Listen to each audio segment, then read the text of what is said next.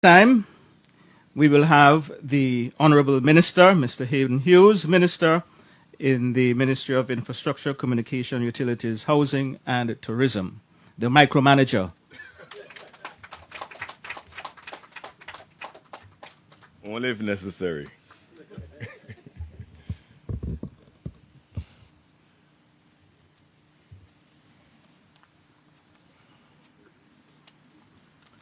Adopting the protocol established. Good afternoon. Firstly, I would like to thank God Almighty for sparing us the ravages of hurricanes and pray for many more years of the same. I would also like to place on record my appreciation for the leader of government business, for without his calm leadership and support, we could not be here today. I would also like to acknowledge Her Excellency the Governor, who from day one supported our goal to redevelop the Clayton J. Lloyd International Airport to ensure that Anguilla becomes economically independent and financially resilient and sustainability is advanced. I also want to extend my gratitude to the then Minister of the Overseas Territories, Ms. Amanda Millen, and the Director of Overseas Territories, Mr. Adam Pyle, for visiting. And together with Her Excellency, we were able to make the case supported by the business case for the redevelopment and repositioning of the airport. I want to thank Mr. Stephen Turnbull, who supported, advised, and worked with my team and I to see this through. Thank you to Mr. Shondell Hodge, the Chief Fire Officer, who has never wavered in his support and advice. I want to thank Mr. Jabari Harrigan, who I will give the privilege of bulldozing the existing terminal on completion of the new terminal that is set to commence in the summer of 2023. Jabari has been invaluable, and his advice, knowledge, and patriotism cannot be questioned. Thank you, Jabari. I would like to posthumously thank my father, the late Hubert Benjamin Hughes, whose inspiration is why I am who I am. His desire to see an airport that can rival any in the Caribbean is now coming to fruition. We all know his passion to see this reality, and I am sure he would have been beaming with pride if he were with us here today. I would like to extend my gratitude to the people of Road South for having the confidence to elect me to office, and to Dr. Webster for bestowing the ministries of my desire upon me.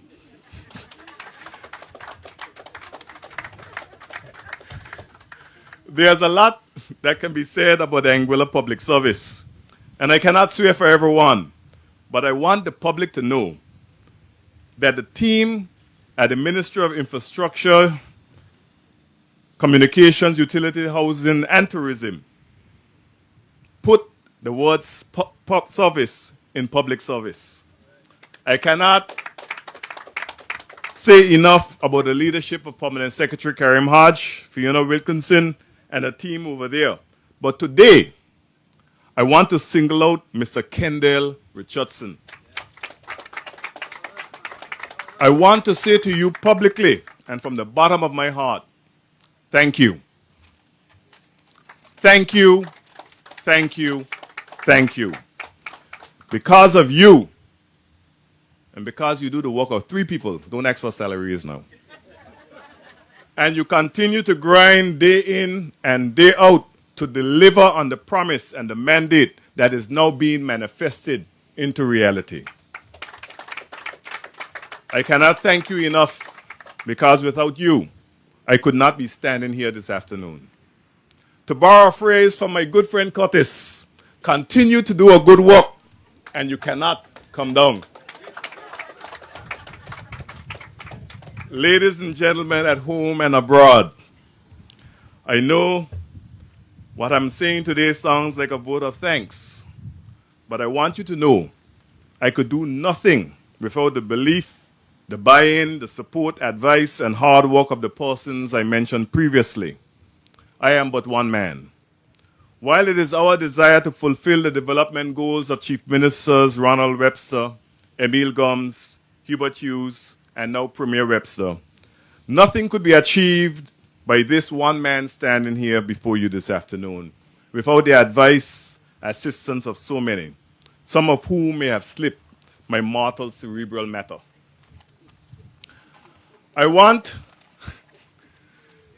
to thank the Air Safety Support International ASSE for their continued support and diligence, and Mr. Greg Cuneo and his team at AVR NG for their guidance and support.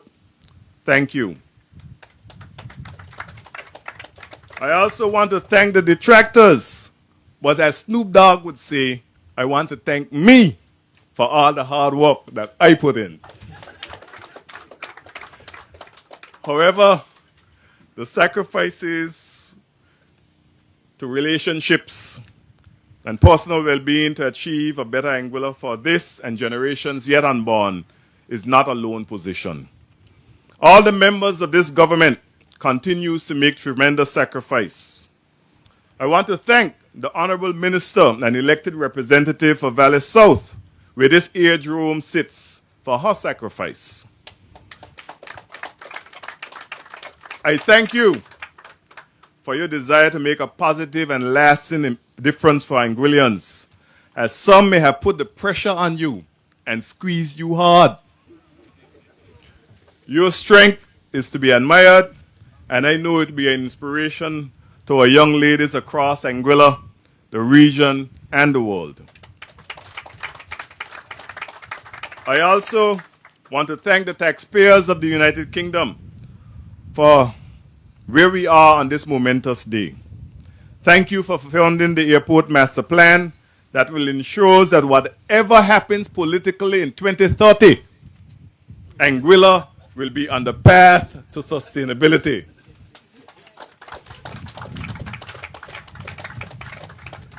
This phase of our aviation master plan will include outstanding regulatory service security compliance works to the present parking lot and vehicular access area.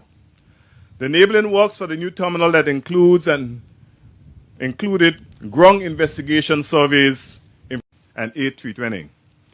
All of the aforementioned will form part of these works. The new South Taxiway that we are about to construct will reduce congestion to the north side of the airstrip and enable the relocation of the cargo facility, which will be accessed through the long ground road. While this announcement this afternoon is happening, works have already commenced and is expected to be completed no later than April of 2023. On budget and on time. In closing, I would like to thank the contracting firm Kelly Construction, subcontractors Richards Architecture and Surveying, and Superior Industrial Equipment, and the Procurement Committee, who ensure transparency and fair play, void of political or any other interference. Together, we will deliver on the promise made 4.5 decades ago, when we said, we are out to build a new Anguilla. I would also like to thank the people of George Hill, Ray Hill, Tanglewood, the Forest, Long Ground, Stacia Valley, and the surrounding areas for their patience and sacrifice as we embark on the most important infrastructure projects in the history of Anguilla. This is a shared sacrifice, and as Minister of Tourism and Infrastructure, I just want to say thank you, and may God bless you and continue to bless Anguilla. Thank you.